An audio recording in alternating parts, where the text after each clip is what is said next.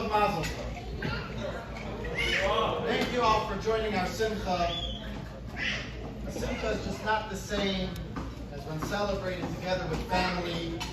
And each and every one of you are truly family to us, especially our friends here in Chattanooga.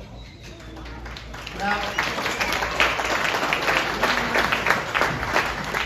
I'm going to start by addressing the elephant in the room. Where is the bar mitzvah? Isn't there supposed to be a Torah reading? Something like that? So indulge me for a minute as we discuss the meaning of this special occasion. The founder of Chabad Hasidut, the Alter Rabbi, in his well-known book called the Tanya, he explains that the human is comprised of two parts, body and soul. Now each one of those, body and soul, speak their own language. The body is concerned with its pleasures, its needs, whereas the soul is concerned with its purpose, what it's needed for. The body sees everyone else as competition, someone who potentially can gobble up their slice of pizza, whereas the soul sees everyone as potential partners. After all, we're all here for the same purpose, to uplift and better this world. The body is what separates and divides. The soul is what gives us the capability to unite. It's for this reason that the Talmud teaches us that Ahavat Yisrael, the love of a fellow, is the entire Torah and the rest is commentary. Now come on. We all know that there's a whole lot the Torah demands of us. Is it just to love your fellow? But although the body is capable of love, it will always be a selfish love, a what's in it for me relationship. True love belongs to the soul. To experience it, I have to go beyond my selfish being. I have to live for a greater purpose. To love, one must activate the soul. That is the sum of all of Judaism. From eating matzah to laying tefillin to lighting Shabbat candles, it's all about activating the soul. Putting soul before body, purpose before pleasure. Kabbalah explains that at the age of 13, a bar mitzvah, the soul fully enters the body. A child is primarily aware of its body and needs. As a bar mitzvah boy, the voice of the soul begins to emerge. So in short, a bar mitzvah is not about a party, a service, even reading from the Torah. It's about the recognition and the realization of attaining spiritual maturity. Now, Mendel was raised as a full-fledged Southern Jew. He was also raised as a full-fledged chassid and shliach, a disciple and emissary of the Lubavitcher Rebbe right here in Chattanooga, Tennessee. And we're filled with pride to behold how Mendel has come of age, developing into a very fine young man. Those of you who have gotten to know Mendel over the years already know what a kind-hearted young man and what a real mensch he is.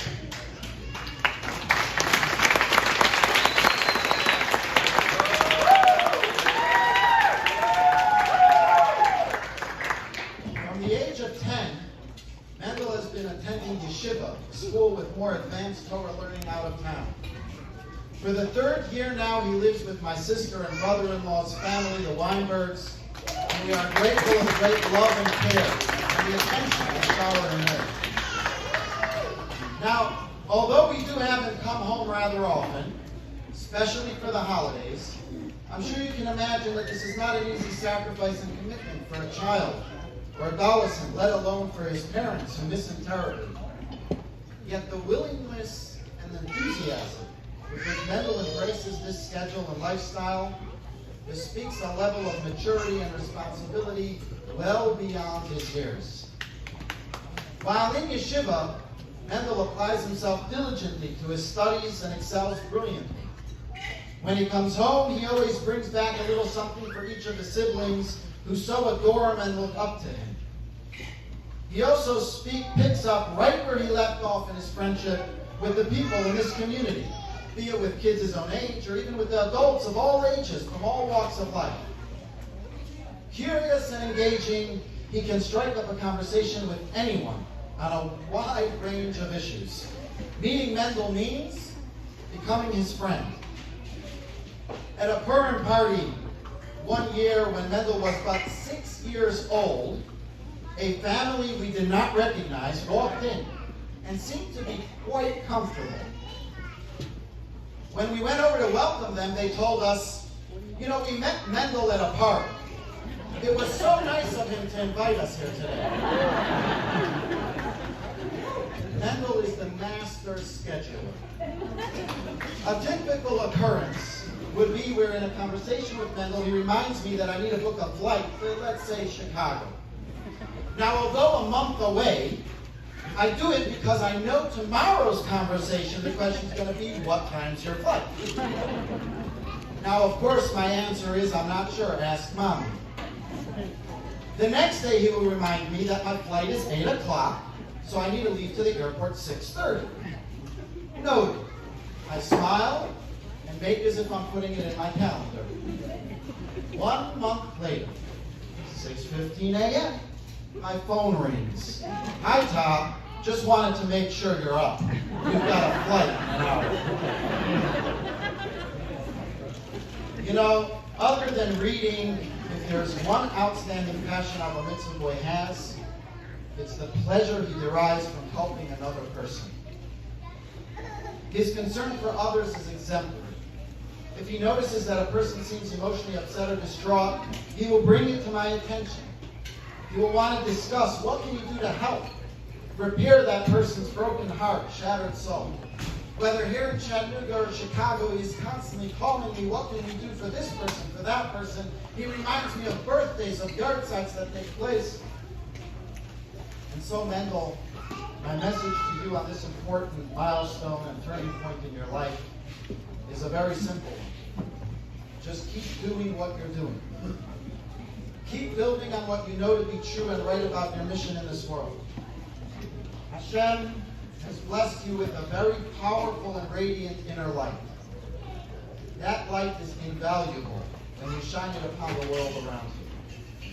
May you continue to grow as a chassid, a Yireh Shamayim, and a lamdan, a devout, God-fearing, and learned Jew, bringing tremendous nachas to your parents and grandparents, to your family and friends, to the Rebbe, and to all of Israel. Mommy and I are very proud of you. We love you very, very much. And without further ado, we are going to try to introduce the bar mitzvah boy with a video that his siblings have prepared, a presentation that they created. We hope the third time is the charm.